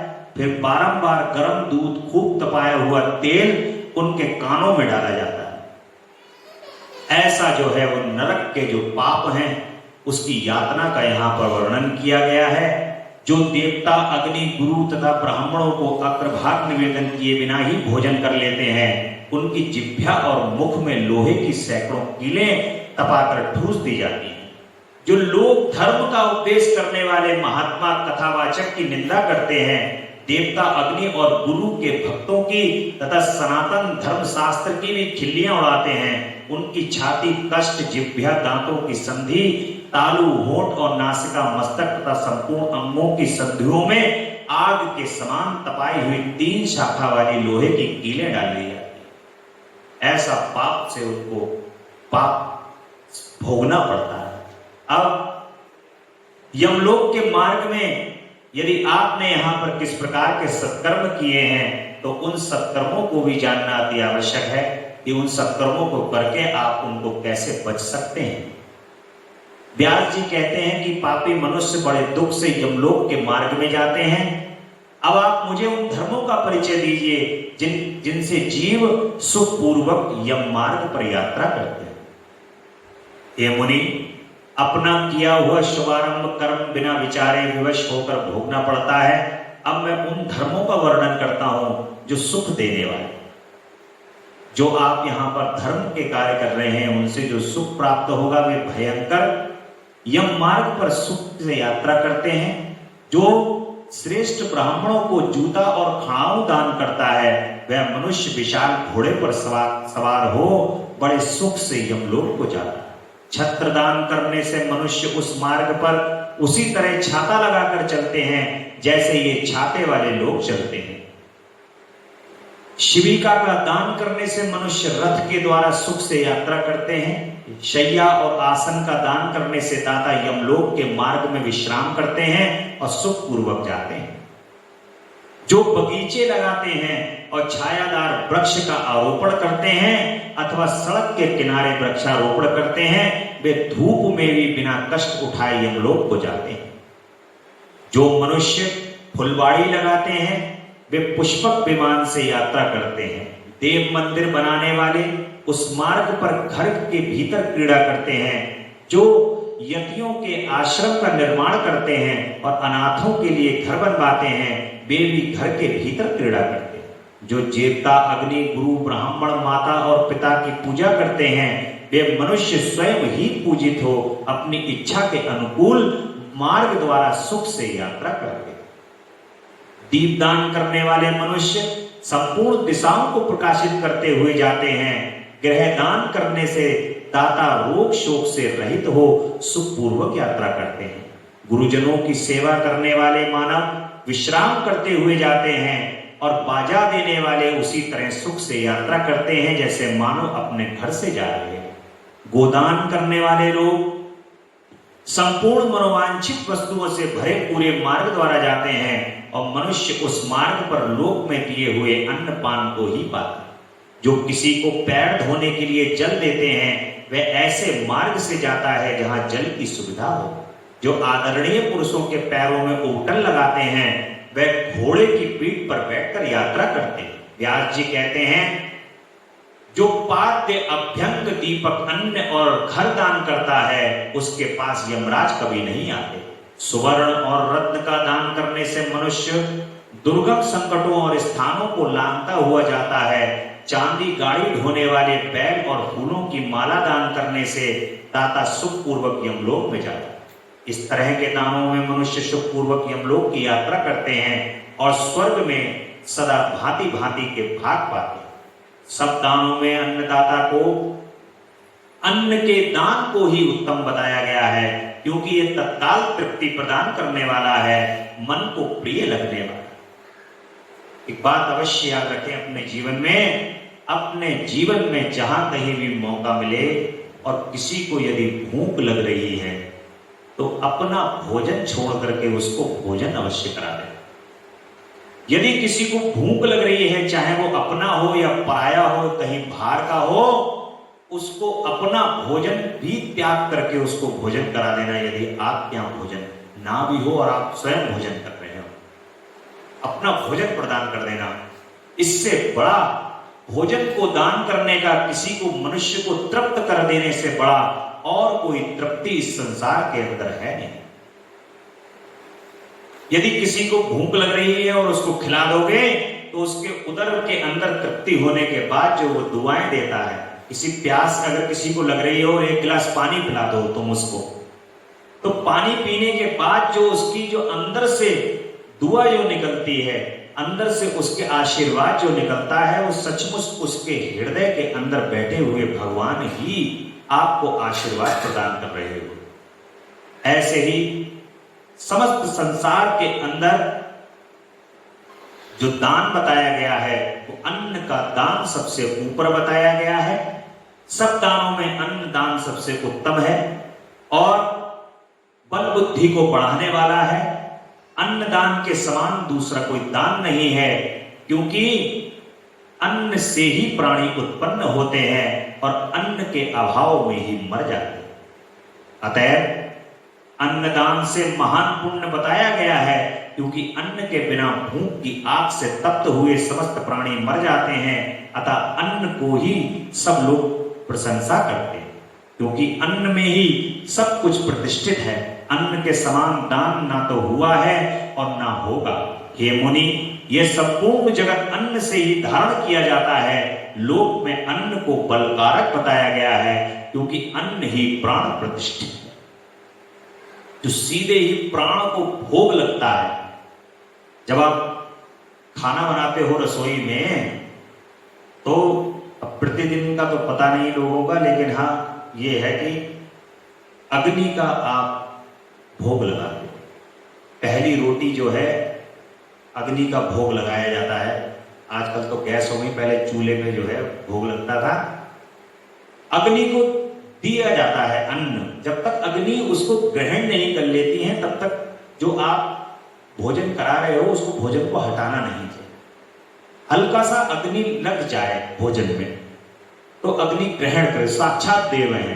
क्योंकि ऐसे ही अगर किसी को भूख लग रही है, तो भूख लग रही है तो उस समय क्या होता है, आपके उदर में जो अग्नि है वो बहुत तेज जल रही है, ज्वाला निकल रही है भूख की।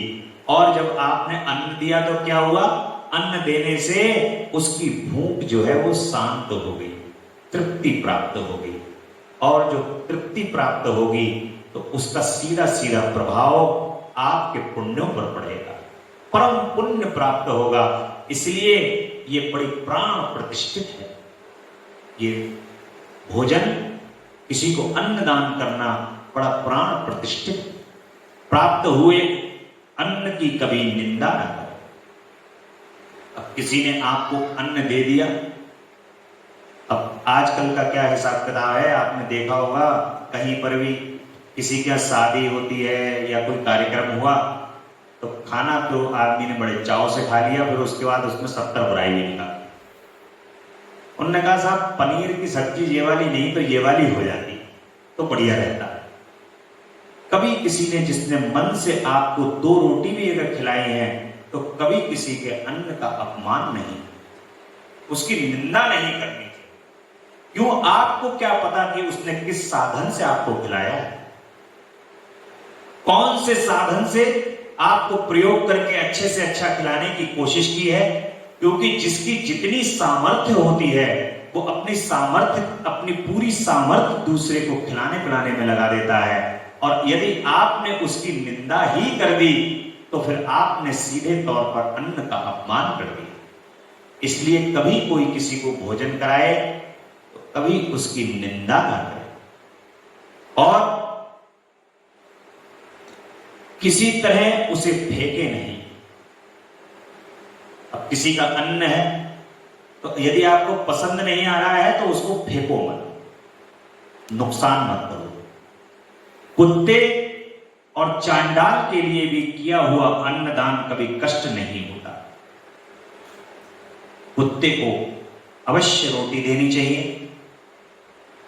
और जो मनुष्य थके मंदे और अपरिचित पथिक को अन्न देता है और देते समय कष्ट का अनुभव नहीं करता, वह समृद्धि का भागी होता है।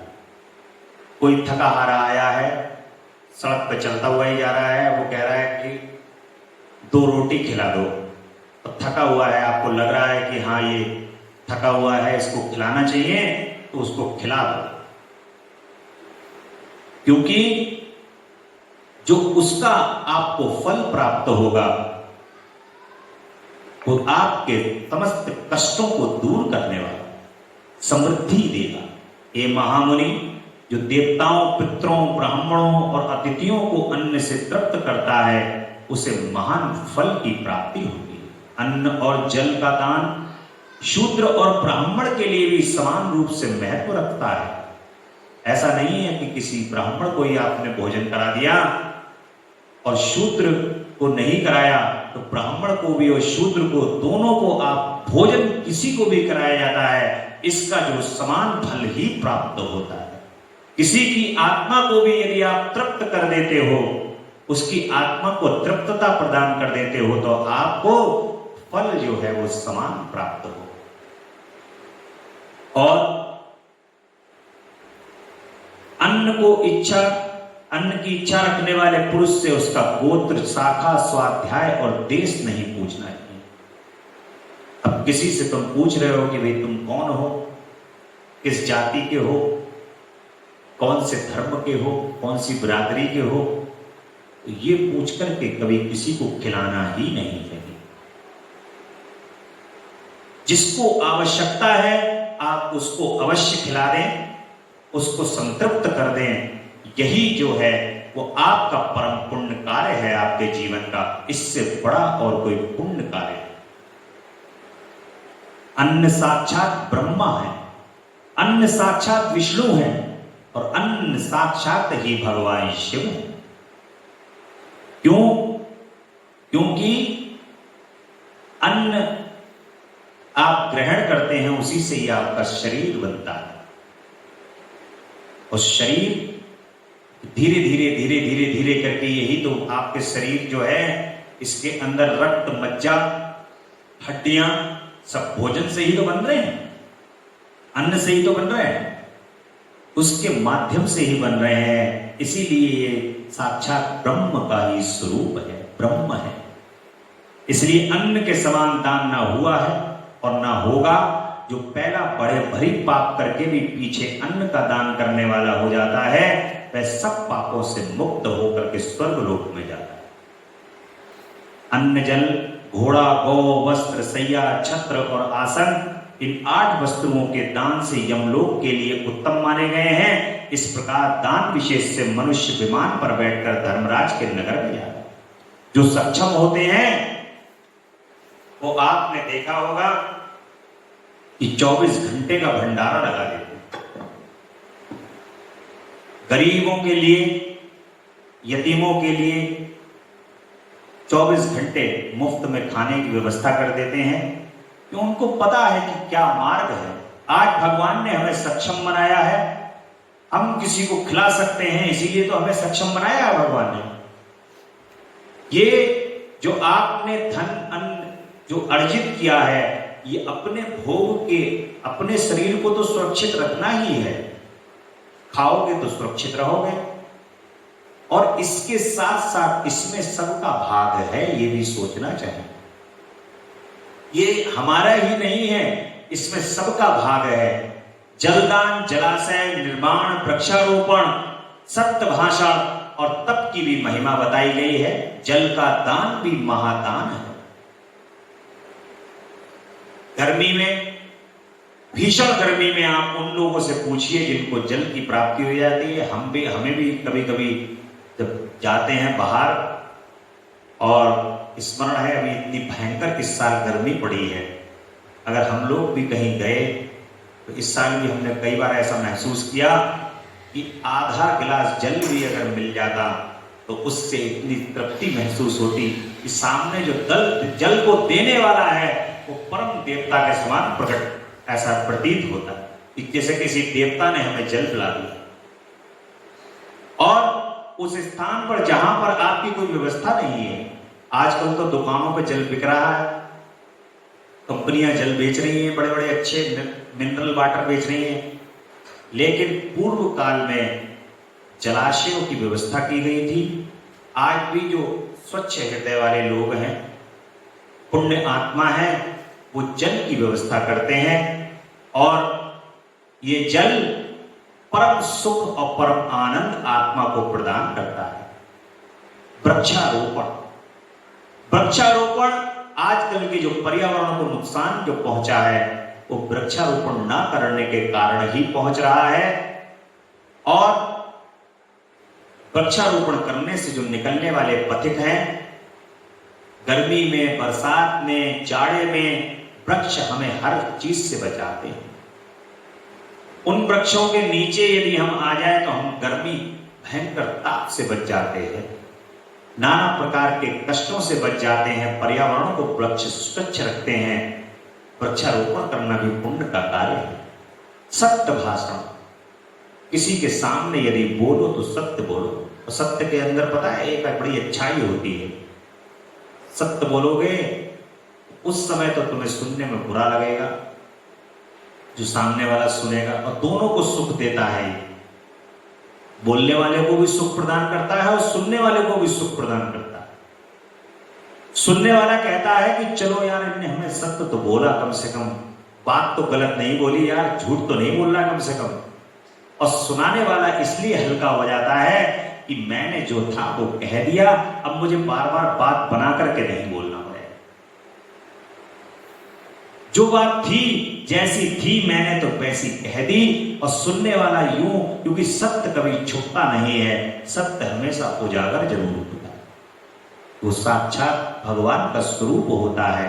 और तब जो आपने किया है अपने जीवन में, उसका भी जीवन के अंदर परम महत्व है। भगवान की प्राप्ति आज नहीं तो कल तक के द्वारा आपको अवश्य हो ही जानी। वेद और पुराणों के स्वाध्याय और विभिन्न प्रकार के दान की महिमा यहां पर की गई है। जो वेदों को और पुराणों को सुनते हैं, भगवान की महिमा को सुनते हैं, उस समस्त प्रकार के नरकों से स्वतः ही बच जाते हैं। एक साधन बताया गया है जो शुरू में आप जब कथा प्रारंभ हुई थी प्रथम दिन से, हमारी भाभी जी बैठी हुई हैं, ये भी कथा YouTube के माध्यम से प्रतिदिन सुन रही हैं, पहुंच रही है कथा इन तक भी। और ये कथा प्रथम दिवस से ये बताया गया कि भगवान शिव का अध्ययन करोगे, भगवान शिव का जो कानों से श्रवण करोगे, तो इन कानों के माध्यम से जो ये अमृत की बूंदें हैं जो आपके हृदय में पहुंच रही हैं, ये स्वतः ही आपके पापों को नष्ट कर देंगे। क्योंकि जहां पर अमृत पहुंच गया, सत्य पहुंच गया, वहां असत्य का कार्य नहीं है। सत्य क्या है? सत्य भगवान शिव, सत्यम शिवम सुंदरम। जो भगवान शिव है वो सत्य है, सुंदर है। सत्य सदैव सुंदर होता है। और भगवान शिव का नाम जहां पहुंच गया, वहां पर फिर पाप का और अन्यत्र अन्य किसी वस्तु का कोई स्थान नहीं है। और प्रथम दिवस से आप भगवान के नाम का स्मरण कर रहे हो, उनको अपने हृदय में धारण कर रहे हो, तो भगवान के नाम के आ जाने से फिर अब कुछ बचा नहीं रहेगा। इसलिए शिव पुराण की और भगवान के पुराणों की महिमा का यहां पर वर्णन किया है। मृत्युकाल के निकट आने पर कौन कौन से लक्षण प्रकट होते हैं, इसका वर्णन कीजिए प्रभु। मुनि श्रेष्ठ कहते हैं कि पूर्व काल में माता पार्वती ने नाना प्रकार की दिव्य कथाएं सुनकर भगवान शिव को प्रणाम कर उनसे यह बात पूछी थी। माता कहती हैं कि मैंने आपकी कृपा से संपूर्ण मत जान लिया है कि हे देव, किन मंत्रों द्वारा जिस विधि नाना प्रकार की पूजा होती है, आपका जिस प्रकार से काल चक्र चलता है और कैसे आपकी पूजा होती है, हे प्रभु, इसमें कोई संशय नहीं है कि जो मनुष्य आपसे जुड़ा हुआ है उसका कल्याण तो अवश्य होना। अब आप मुझे बताइए कि मृत्यु का क्या चिन्ह है, आयु का क्या प्रमाण है। नाथ, यदि मैं आपकी प्रिया हूं तो मुझे ये सब बताइए। भगवान शिव कहते हैं कि प्रिय, यदि अकस्मात शरीर सब ओर से सफेद या पीला पड़ जाए, तब ऊपर से कुछ लाल दिखे, तो ये जानना चाहिए कि उस मनुष्य की 6 महीने के भीतर ही मृत्यु हो जाए। भगवान ये लक्षण बता रहे हैं शिव पुराण के माध्यम से। शिवे, जब मुंह, कान, नेत्र और जिह्वा का स्तंभन हो जाए, तब भी 6 महीने के भीतर ही मृत्यु जाननी चाहिए। हे भद्रे, जो रूरू मृग के पीछे होने वाली शिकारियों की भयानक आवाज को भी जल्दी नहीं सुनता, उसकी मृत्यु भी 6 महीने के भीतर ही हो जाती। जब सूर्य, चंद्रमा या अग्नि के सानिध्य से प्रकट होने वाले प्रकाश को मनुष्य नहीं देखता है, उसे सब कुछ काला काला अंधकार छन्न ही दिखाई देता है, तब उसका जीवन 6 महीने से अधिक नहीं होता। हे देवी, जब मनुष्य का बायां हाथ लगातार 1 सप्ताह तक फड़कता रहे तब उसका जीवन 1 माह का होता है।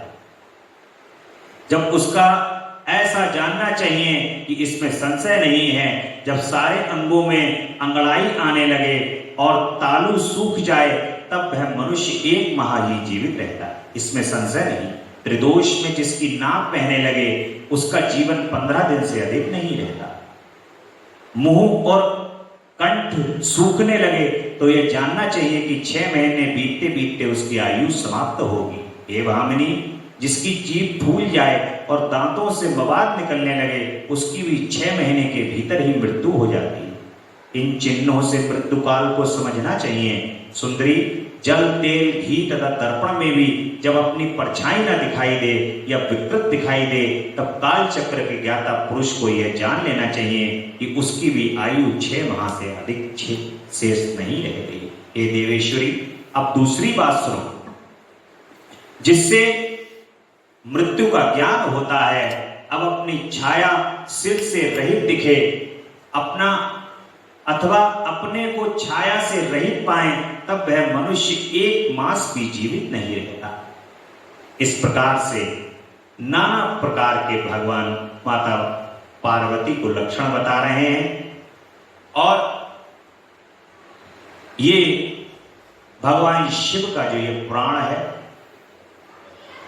जन्म से लेकर के मृत्यु तक का इसके अंदर वर्णन किया गया है। सब कुछ इसी में है, सब कुछ इसी में छुपा हुआ है। सभी मनुष्य को इसको धारण करना चाहिए और काल जीतने का क्या उपाय है, काल को हम किस प्रकार से जीत सकते हैं, माता जी पूछ रही हैं भगवान शंकर से। भगवान शिव कहते हैं कि काल से आकाश का भी नाश होता है।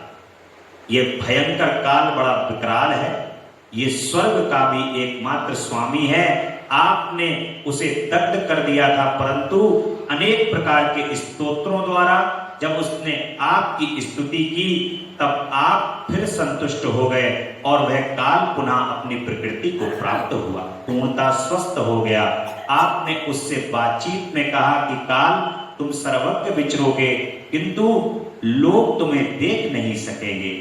आप प्रभु कृपा दृष्टि होने और बल मिलने से वह काल भी उठा तथा उसका प्रभाव बहुत बढ़ गया। अतः महेश्वर, क्या ऐसा कोई साधन है जिससे वह काल नष्ट किया जा सके?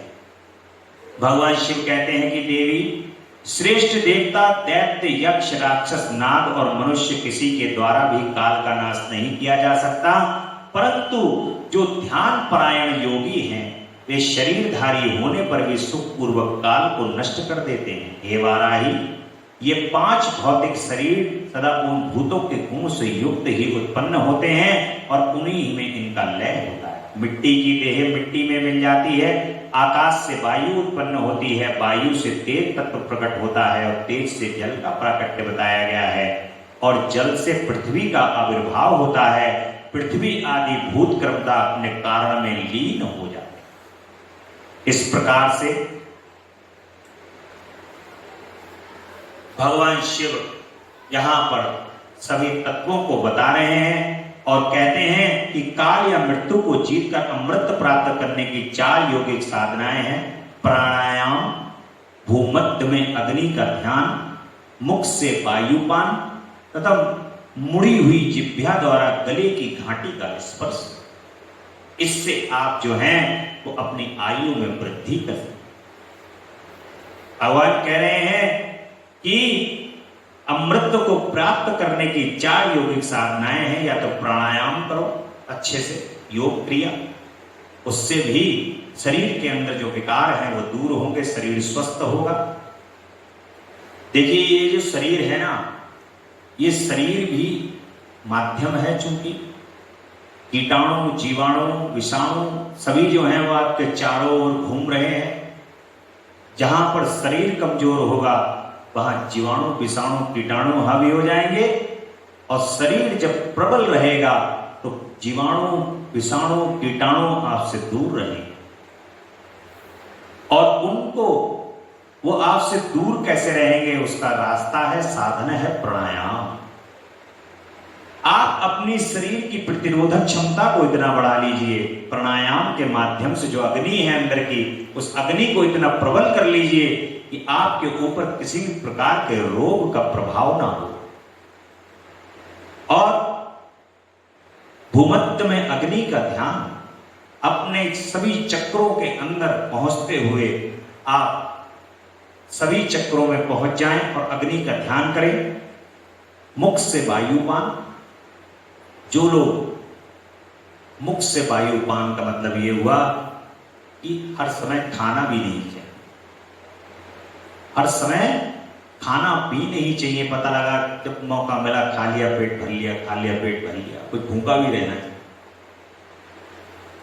और मुड़ी हुई जिह्वा द्वारा गले की घाटी का स्पर्श, जीभ को मोड़ करके पीछे घाटी में लगा दो ले जाके, तब भी आप इसको एक माध्यम मानेंगे कि आप आयु में वृद्धि कर रहे हैं। जीभ के अंदर सभी पॉइंट हैं शरीर के, और एक जीभ के द्वारा ही आप इसको मोड़ करके घाटी से स्पर्श कर दें। दूसरे तौर पे आप ये भी कहें थोड़ा कम बोले, कम बोलेंगे अगर, तब भी मामला जो है वो बचा रहे। मौन रहना चाहिए हर व्यक्ति को। थोड़ा सा पूरे महीने भर तो इंसान बोलता ही है, एक दिन महीने में एक दिन वो अपना चुप रहने का बताए कि आज इस समय पे इस समय तक मुझे चुप रहना है। और शांत रहने वाला जो व्यक्ति है, जब मन के अंदर शांति आती है और शांत रहता है, तो वो नाना प्रकार की प्रवृत्तियों को अपने शांत रह करके सोच लेता है, अच्छे विचार करता है। आज वो मौन है, प्रण लेके मौन है, वैसे ही मौन नहीं है कि पता लगा उसे कोई बात बुरी लग गई तो वो चुप बैठा हुआ है, वैसे ही नहीं है मौन। आज प्रण ले लो कि आज मुझे बोलना नहीं है, केवल ध्यान करना है अपने भगवान का। एक दिन जरूर बनाओ ऐसा, जब उस समय पर मौन हो जाओ और मौन होकर के सोचो, आज संसार में मैं कुछ नहीं बोलूंगा, जो सोचूंगा वो अपने प्रभु के लिए सोचूंगा। आज उन्हीं के लिए सोचना है। भगवती उमा के कालिका अवतार की कथा है, और समाधि और सुरथ के समक्ष मेधा देवी की कृपा से मधुकैटक के वध का प्रसंग आप यहां पर सुनो।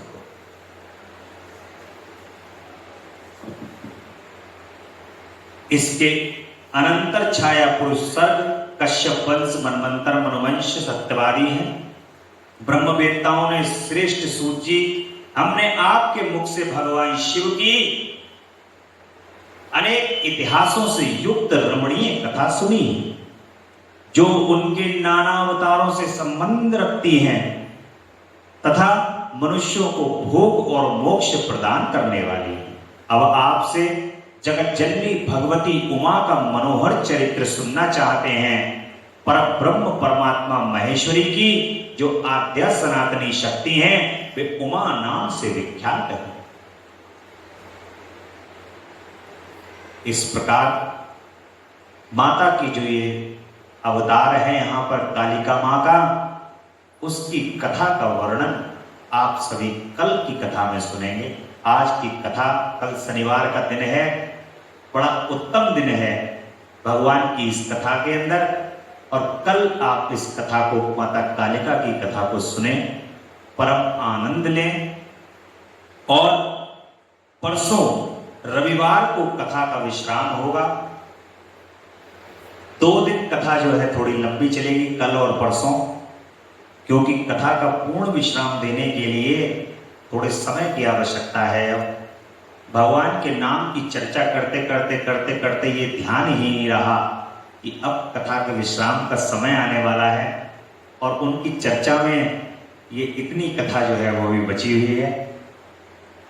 अब 2 दिन में ये पूरी चर्चा होगी उनकी, और इस चर्चा को करके कथा को विश्राम दिया जाएगा।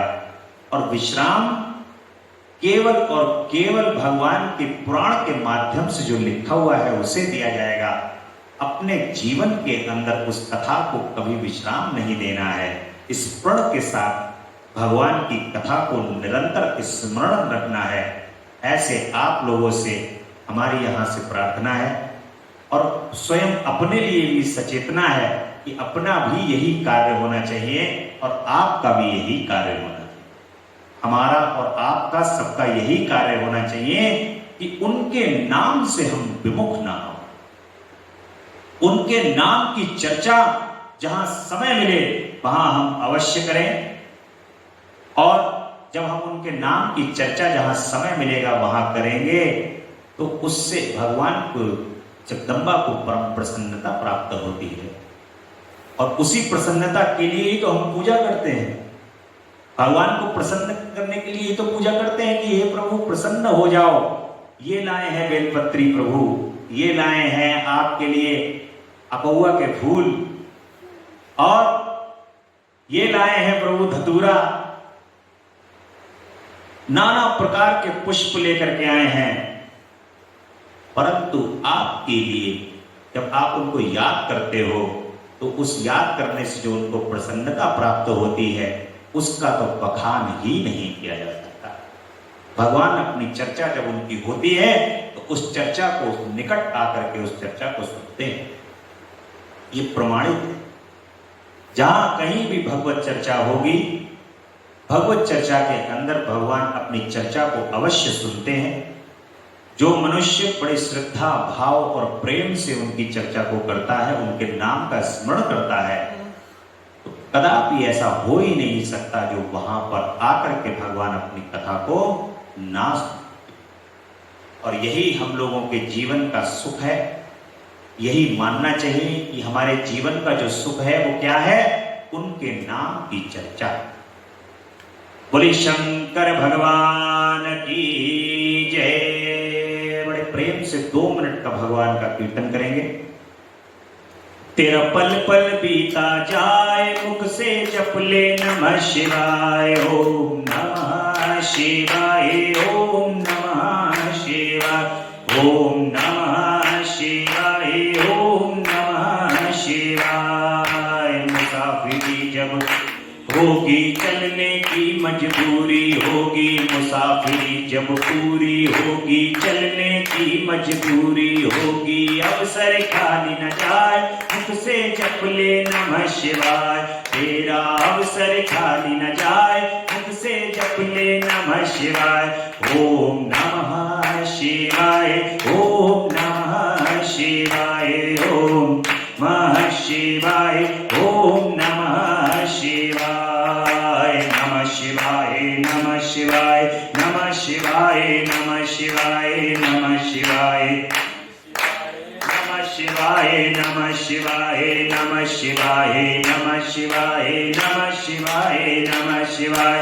अवसर खाली न जाए, मुख से जप ले नमः शिवाय। तेरा अवसर खाली न जाए, मुख से जप ले नमः शिवाय, ओम नमः शिवाय, ओम नमः शिवाय, ओम नमः शिवाय, ओम नमः शिवाय।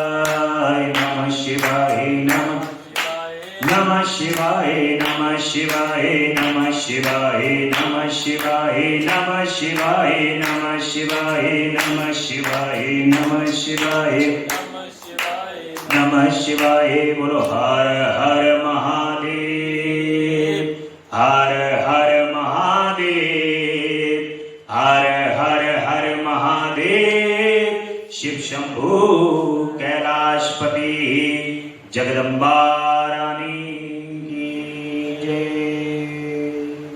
बोले सच्चे